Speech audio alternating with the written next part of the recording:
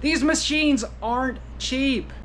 I'm Kim Fixes Things. While working on this 1978 Mercury Zephyr, I came across our market find smoke machine, which is actually supposed to be a refrigerant recovery machine. I'm gonna see if I can put the smoke back in and make it do its job. These machines are not cheap. Even the most basic refrigerant transfer machines are probably $400 to start. You also need a scale and a recovery tank. This one came with all that stuff. It's got an integrated scale. It's got the biggest high volume vacuum pump you ever did see, and we have already been using it. I had to kind of, dismember it from the machine. I'd really like to get the transfer part of this machine working. What that would allow me to do, if I can get it to go, if we need to work on an air conditioning system on a car with a bad compressor or maybe a small leak. Once we've put the refrigerant in, we're not stuck. We can pull it out, store it, work on the system, and then put it back in. It's an excellent, theoretically, of course, that's what you want. Did really well on the price of this machine. We paid the price of this vacuum pump for the whole thing and smoking. So we're gonna take the electrical board out of it. I've already started taking all the screws and things out of it. We're gonna see if it can be replaced or repaired in some way. Hopefully, we don't have to buy the transfer machine part of the machine, because this thing is fully automatic. It has an integrated scale. It also has provisions for recycling the lubricating oil that is usually included in modern air conditioning systems. Would give us a lot of flexibility if we can get it going. The machine is from 1995, so while my fingers are crossed, I know that it is probably just a pipe dream. I mean, that's what we do on this channel, right? Is we try and fix things that other people have discarded, and sometimes, well, we always learn a lesson. Sometimes the lesson is junk. But everything we own is junk, so let's give it a try. As best as I possibly can, I'm showing you on this circuit board the burnt capacitor. That one there that's a little bit orange at the bottom, it looks like a burnt popcorn kernel on top. It's supposed to look like, focus, it's supposed to look like that, a 10616. There's another one there, so it's supposed to look, that is supposed to look like one of those.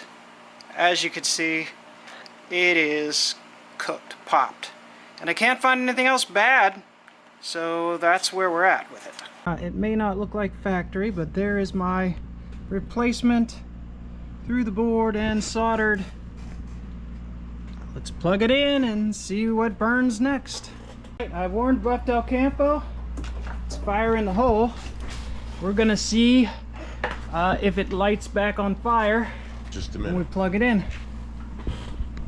Oh, he's got the fire extinguisher ready. All right, here we go. Do not spray the fire extinguisher. I will roll it outside if that's what's necessary. All right. Ho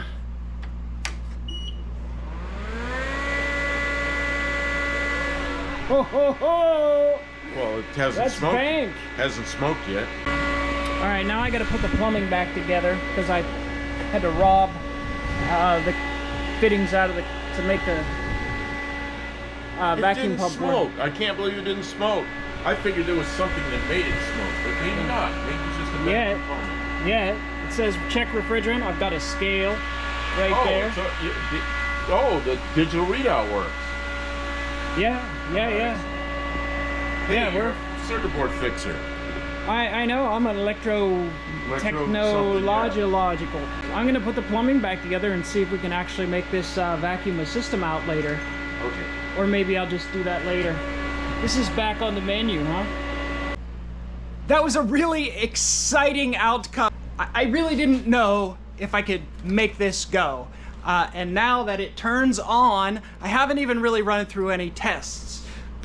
One of the reasons I'm not able to test it is because in order to use this vacuum fitting, it was a non-standard connection, so I had to rob parts in here and rob a valve up here out of the machine to pipe, so I could use this to vacuum down the system on this Mercury Zephyr, which is fighting us. It's definitely fighting us. I vacuumed it down several times.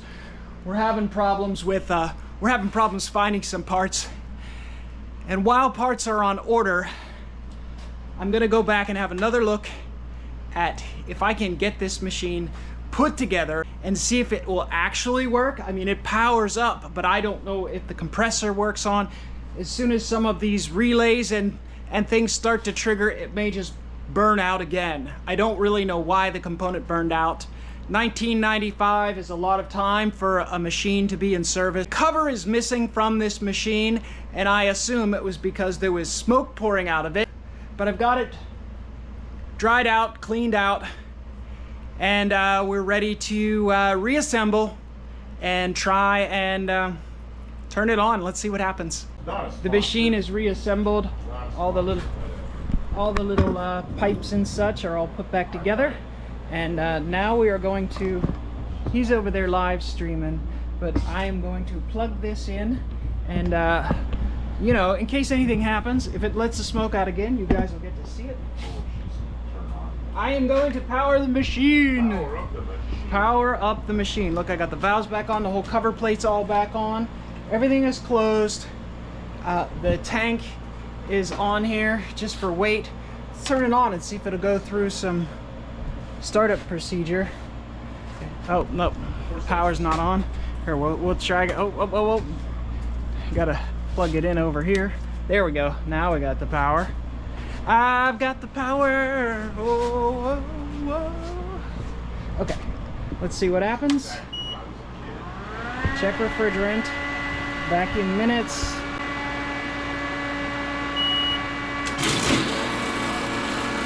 Okay.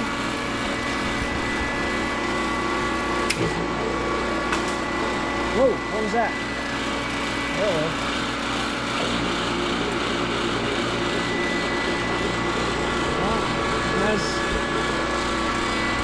Oh, that's the wrong side. Okay, let's open this.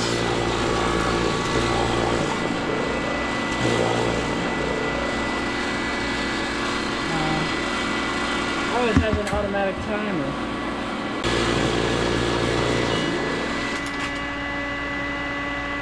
Okay, well, the good news is it seems to do things, multiple functions, but I'm waiting.